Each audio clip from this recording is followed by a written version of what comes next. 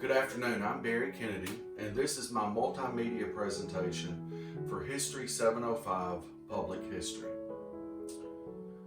Logan County, Kentucky is not typically a place that you would think of in terms of having a big impact on state history or even national history. But Logan County was one of the first counties formed out of Kentucky in September of 1792, right after Kentucky became a state. It's a county that has about 27,000 people. Our town, county seat of Russellville, has about 7,000 people. But this town and this county has played a very important role in not only state history, but also American history. And one of the best examples of that is the American Civil War. There were numerous important events that took place in this small town and this small county that impacted the state and also impacted American history. On our county square in 1864, the Union General Stephen Burbridge, who had been put in charge of the governance of Kentucky by the Union Army, killed 2 Confederate guerrillas on the grounds of the city square. Why did he do this? Well, they were involved in raiding and they were captured. He ordered that all businesses, all offices in downtown Russellville close so everyone could see what was going on. The businesses did close, but from personal accounts and journals and diaries, we know that a lot of the people did not attend the execution. They slipped out the back door. Logan County, much like the United States, was divided north and south. The northern parts of the county were very pro-Union. The southern part of the county was very pro-Confederate. In fact, 500 men served the Union Army from Logan County.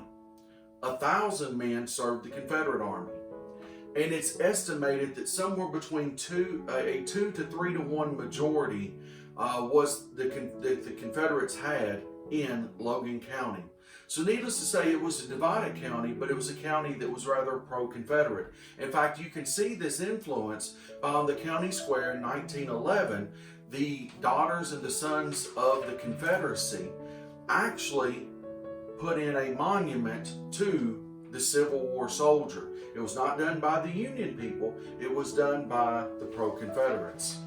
Possibly the most important event that took place in Logan County actually took place in what's known as the Forest House or the Clark Building. The Clark Building is currently the law office of Joe Grant Clark. But this building has been in his family and his ancestors for generations. It was in this building in 1861 that 2 very important meetings took place. The first one took place on October the 29th and the 30th of 1861. This is the precursor meeting that's going to lead to the Secessionist Confederate Convention. What happened during this first meeting? Well, records are kind of shady. There's not a whole lot of information. But what we do know is a group of people came together that was very unhappy about the federal government and the state government. And we know that they wanted to do something about it. They wanted Kentucky to join the Confederacy. So they met briefly, a little bit of organization, and they went back to their counties to recruit more members. Well, on November the 18th, the Secession Convention started. Approximately 64 counties were represented. Somewhere right around 120 representatives were there. There's some speculation with the numbers, and I believe that that's in large part due to the 2 different meetings that took place in such close proximity.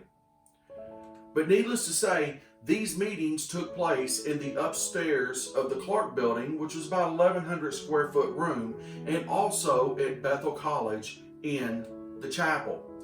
They probably moved back and forth for security reasons. In fact, we know, according to the Shaker Journal, that on November the 18th, 1861, that the Confederate General John C. Breckinridge brought his soldiers into Russellville to protect and defend this meeting.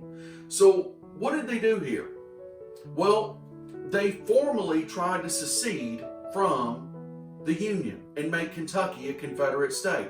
By the way, Kentucky is represented on most Confederate flags. Not only that, but they created a government. They elected George Johnson of Scott County to be the Confederate governor of Kentucky. They selected a new capital because Russellville wasn't really big enough. It wasn't prominent enough in terms of waterways and also multiple railroads. So they selected nearby Bowling Green. Nearby Bowling Green is on the Barren River. The L&N Railroad runs through there, the Louisville National Railroad. And the Memphis branch of the L&N Railroad springs off in Bowling Green, which is actually the railroad that comes through Russellville and Logan County. So needless to say, they select this government, but really Russellville was the first Confederate capital of Kentucky. They meet. Why are they so unhappy? Well, they believe that the federal government has infringed on their rights as Kentuckians because federal troops are in Kentucky. Don Carlos Buell is in Munfordville. Ulysses S. Grant is in Paducah. So they're very unhappy. They're also very unhappy with the state government. They believe that the state government has also infringed on their rights. The state government was supposed to be neutral, but the government did nothing to stop the Union troops coming in. They also did not like what they believed to be Unionist policies, especially in 1861.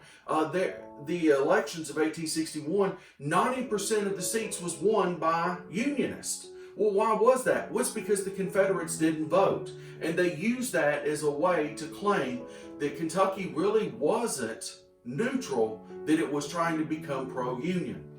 Speed and time is also against them.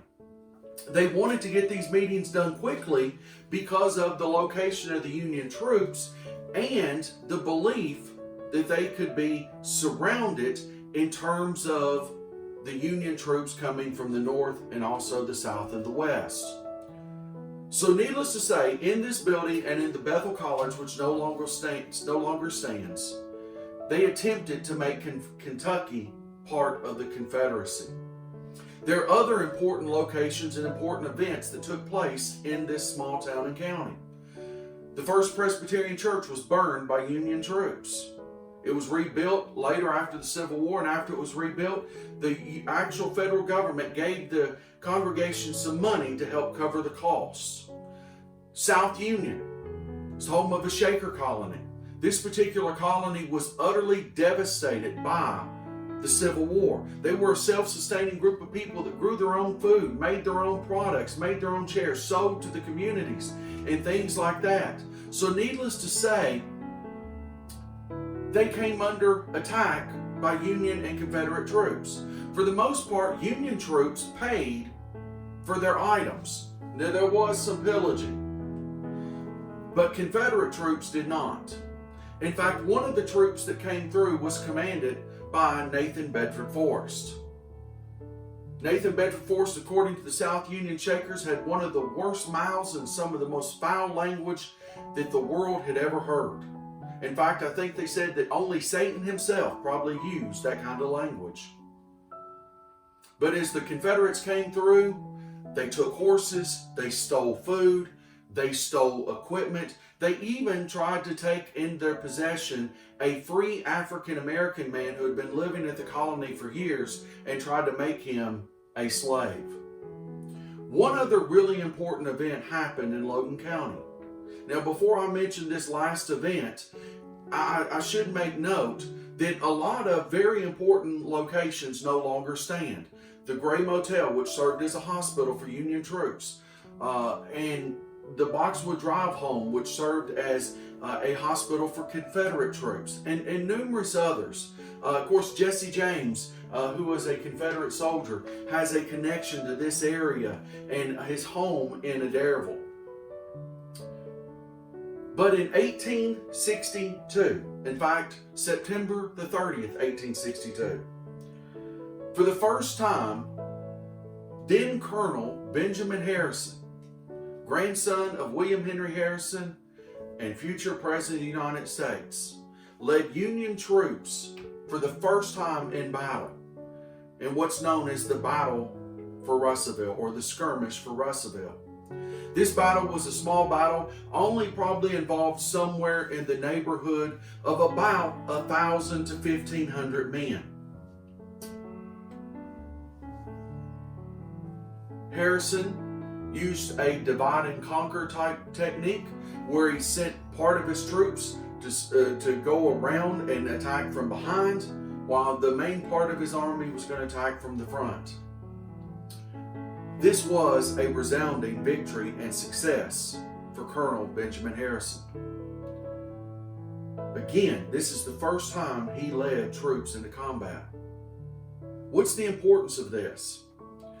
This battle had no real outcome on the Civil War, but Benjamin Harrison will use this initial military success, which he was very nervous about beforehand. He felt the pressure of his grandfather being William Henry Harrison, but he used the victory, he used the success right here in Logan County to start his path, his ascendancy in the Union Army to eventually becoming general, and then later being elected President of the United States. It can be said that the Battle of Russellville really had nothing to do with the outcome of the Civil War. But the Battle of Russellville did start the rise of an American president, Benjamin Harrison. I hope everybody has a great and wonderful day. Thank you very much.